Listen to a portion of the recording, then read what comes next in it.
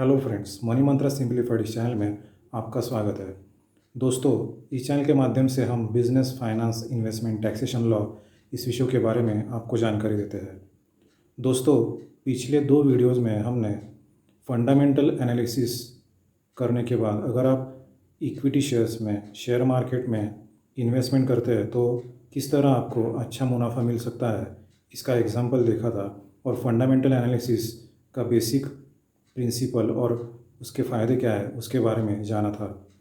तो इस वीडियो में हम जानेंगे कि फंडामेंटल एनालिसिस करने के लिए क्या क्या बेसिक इन्फॉर्मेशन का हम एनालिसिस कर सकते हैं। तो फर्स्ट इन्फॉर्मेशन जो आपको चाहिए फंडामेंटल एनालिसिस के लिए वो है information about the companies business. तो कंपनी बिजनेस क्या कर रही है, उसका प्रोडक्ट या सर्विस क्या है, फ्यूचर में उस प्रोडक्ट का स्कोप क्या है, गवर्नमेंट के रूल्स एंड रेगुलेशन लॉज उस प्रोडक्ट के बारे में क्या है, और अगर कुछ पॉलिसी डिसीजन गवर्नमेंट की अगर चेंज होती है तो उस प्रोडक्ट पे उसका क्या असर पड़ सकता है, इसके बारे में आपको समझना चाहिए। तो कंपनी का बिजनेस, उसका फ्यूचर, प्रोडक्ट का जो भी स्कोप है फ्यूचर में, इकोनॉमी में उसका डिमांड कैसा है, उसके बारे में आपको जानना ज़रूरी है। उसके बाद जो है वो मैनेजमेंट, यानी board of directors, managing directors और बाकी के सब डायरेक्टर्स, बोर्ड ऑफ डायरेक्टर्स में कौन कौन लोग हैं, उनके पास्ट रिकॉर्ड कैसे है, जो भी कंपनीज़ में वो डायरेक्टर्स है उस कंपनी की हालत कैसी है, उनके जो डिसीजंस है बोर्ड मीटिंग्स में वो शेयर होल्डर्स के लिए फेवरेबल है या नहीं, ये भी जानना बहुत ही ज़रूरी है। पर्सनल उनका जो प्रोफाइल है वो कैसा है। आजकल मीडिया और इंटरनेट के ज़माने में किसी भी बोर्ड ऑफ डायरेक्टर्स का कुछ भी अगर प्रॉब्लम है या फिर उसके खिलाफ कुछ भी ऐसे केसेस है जो कि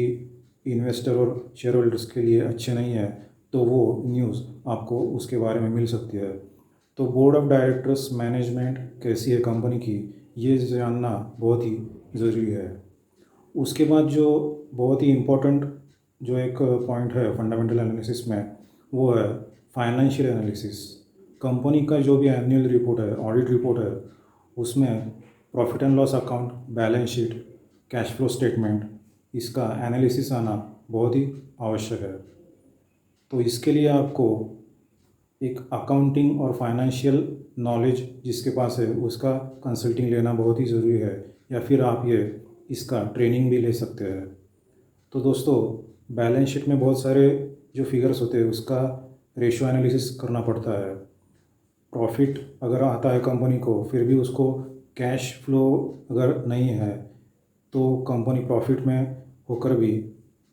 अगर आपको कैश फ्लो स्टेटमेंट में दिख रहा है कि कैश फ्लो जनरेट नहीं हो रहा, तो कंपनी के पास कैश रिजर्व्स बहुत ही कम है, तो उस केस में प्रॉफिट मिल के भी कंपनी को कुछ ज़्यादा फ़ायदा नहीं हो सकता क्योंकि कंपनी के पास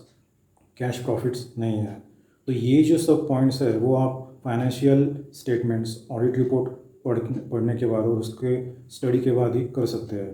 ऑडिट रिपोर्ट में जो ऑडिटर्स के रिमार्क्स है, जो भी कॉन्टिजेंट लायबिलिटीज़ है, जो फ्यूचर में आपके कंपनी को जो लायबिलिटी आ सकती है उसके बारे में मेंशन किया होता है। तो ये सब जो इन्फॉर्मेशन है वो एनुअल रिपोर्ट यानी जो audit report, financial statement company के वेबसाइट पे जो मिलते हैं उससे आप सब ये एनालिसिस कर सकते हैं। उसके बाद जो इम्पोर्टेंट और भी एक पॉइंट है जिसका आपको स्टडी करना पड़ेगा फंडामेंटल एनालिसिस करने के लिए, वो है कॉम्पिटिटर्स, राइवल्स जो भी है कंपनी के, उनके बारे में आपको जानना ज़रूरी है। कंपनी का रैंकिंग कंपटीशन में कितना है, कंपनी किस स्टेज में है, जो अदर राइवल्स है, जो भी कॉम्पिटिटर्स है, उनमें कंपनी का जो रैंकिंग है वो कहाँ है, और कंपटीशन में उसके प्रोडक्ट में इनोवेशन है या नहीं, कॉम्पिटिटर्स के कंपेयर में प्रोडक्ट में इनोवेशन और कस्टमर सेटिस्फेक्शन अगर ज़्यादा है तो कंपनी के लिए वो एक अच्छा और पॉजिटिव साइन है। उसके बाद आपको फ्यूचर में ग्रोथ कंपनी का कैसा है और ओवरऑल मैक्रो इकोनॉमी में यानी पूरे अगर देश के इकोनॉमी में उस कंपनी के प्रोडक्ट और सभी जो प्रोफाइल है उसका स्थान क्या हो सकता है फ्यूचर में, उसके बारे में आपको जानना ज़रूरी है। तो आपको एक तो क्वांटिटेटिव डाटा जो कि फाइनेंशियल एनालिसिस से होता है, और दूसरा है क्वालिटेटिव डाटा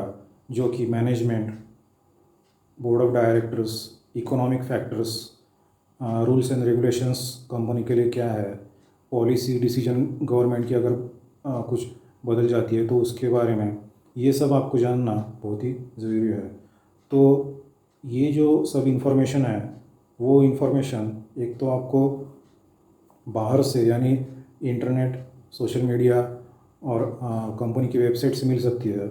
और बाकी की जो इकोनॉमी में कंपनी के प्रोडक्ट और कंपनी का जो बिज़नेस लाइन है उसके बारे में क्या स्कोप है, वो आप बाकी के जो इकोनॉमिक इंफॉर्मेशन आपको वेबसाइट या फिर इकोनॉमिक जो भी अलग अलग न्यूज़पेपर्स है या फिर मीडिया चैनल्स है वहाँ से मिल सकती है। तो दोस्तों, ये सब इन्फॉर्मेशन आप जब एक्यूमुलेट करेंगे, जमा करेंगे और उसका थ्रूली स्टडी करेंगे तो आपको उस कंपनी के बारे में अच्छी जानकारी होती है, और उसके बाद ही आप उसमें इन्वेस्टमेंट करना है या नहीं, लॉन्ग टर्म के लिए उसके बारे में सोच सकते हैं। तो दोस्तों, फंडामेंटल एनालिसिस में बहुत सारे पॉइंट्स हमको कंसिडर करने पड़ते हैं, उसमें से ये कुछ इम्पोर्टेंट पॉइंट जो थे वो आज हमने डिस्कस किए हैं। सो आशा करते हैं कि ये इन्फॉर्मेशन आपको अच्छी लगी होगी। आपको अगर हमारा चैनल जो है उसमें आने वाली इन्फॉर्मेशन इम्पोर्टेंट लगती है तो आप प्लीज़ चैनल को सब्सक्राइब कीजिए और नीचे दिए गए बेल आइकन को हिट कीजिए, तो आगे आने वाले सभी वीडियोज़ आपको मिलते रहेंगे। ये वीडियो आप ज़्यादा से ज़्यादा शेयर कीजिए और लाइक कीजिए। Thanks for watching and good bye.